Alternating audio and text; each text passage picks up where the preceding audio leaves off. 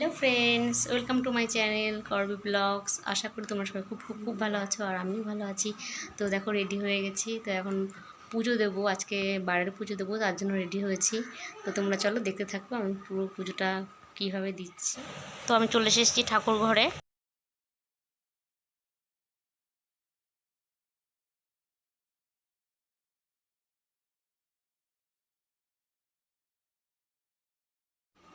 Camera ধরার লোক নেই তো নিজেই ক্যামেরা করছি, ফোনটা রেখে নিই, তারপরে ফলটা বানাবো। দেখো আমি 5 রকমের ফল নিয়েছি, পাঁচ রকমের ফল নিয়েছি। তো বেশি ফল দিইনি কারণ তারপরে থেকে যাবে, তাই 5 রকমের ফল নিয়েছি। এগুলো এখন বানাবো।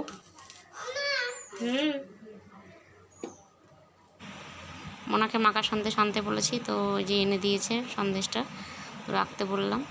ও আবার পায়ে আলতা পরেছে, আমাকে বলেছে আলতা পরবো, তো তাই ও আলতা পরে নিয়েছে। ও দিদি, তোমাদের বাড়িতে পুজো দেবে না এবার?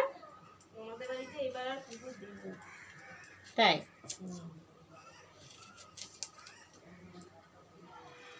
তো এই যে পুজোর থালা রেডি, এখন যাব পুজো দিতে।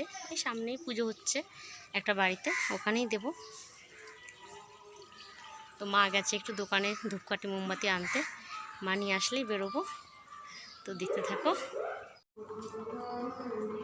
পুজোর থালিটা দিয়ে এসেছি, পুজোর থালিটা দিয়ে এসে পায়ে একটু আলতা পরে নিলাম। উপোস থাকলে বলেছে যে পায়ে আলতা না পরলে হয় না, তো তাই আলতাটা পরে নিয়েছি।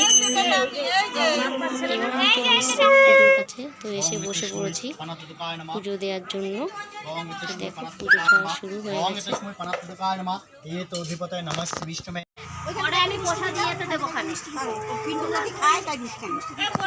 পুজো আমাদের হয়ে গেছে, দিয়ে উঠে খাওয়া দাওয়া করে নিলাম, প্লেটে খিদে পেয়ে গেছিলো। খাওয়া দাওয়া করে উঠে বসলাম, স্নান করেছিলাম। পুজো দিয়ে নাকি স্নান করতে হয়, তো স্নানটা করে নিলাম। স্নান করে খাওয়া দাওয়া কমপ্লিট। টাটা বন্ধুরা, আজকের ব্লগটি যদি তোমাদের ভালো লেগে থাকে তাহলে লাইক, কমেন্ট, শেয়ার ও সাবস্ক্রাইব করে দিও। অন্য কোনো ব্লগে আবার দেখা হবে।